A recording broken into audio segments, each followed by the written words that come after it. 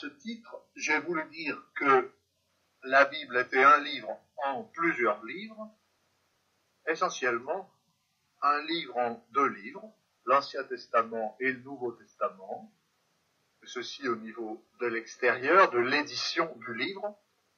À un niveau plus fondamental, cela veut dire que l'écriture est témoignage multiple et parole une.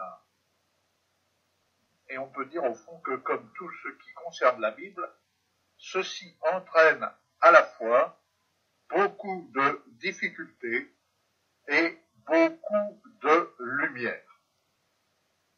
Alors, quelques mots pour vous présenter comment j'ai l'intention de répartir mon sujet.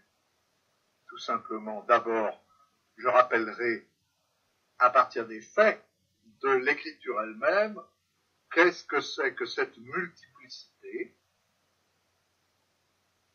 De quoi s'agit-il quand je parle d'un livre au pluriel? Et puis, je m'expliquerai sur le sens de tout cela, les différentes catégories de pluriel, et puis l'unité. Alors, la première catégorie de pluriel, c'est le pluriel du successif.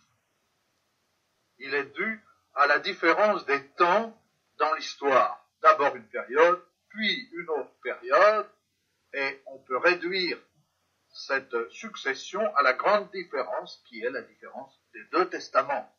Voilà pour le pluriel du successif. Deuxièmement, le pluriel du simultané, comme dans une polyphonie, on entend plusieurs voix en même temps. Alors, ceci concerne surtout la différence des genres dans la Bible. Pas des genres masculins et féminins, mais des genres qu'on appelle le genre littéraire.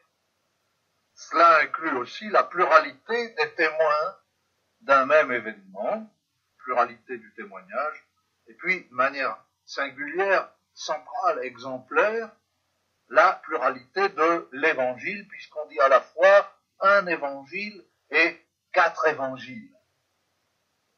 Donc vous voyez, dans la partie précédente, pluriel, ça veut dire surtout, dans le successif, un testament et 2 testaments, tandis que dans cette partie, pluriel, simultané, ça veut dire surtout, l'exemple principal, c'est surtout un évangile et 4 évangiles. Voilà. Mais évidemment, nous ne nous arrêtons pas à l'unité.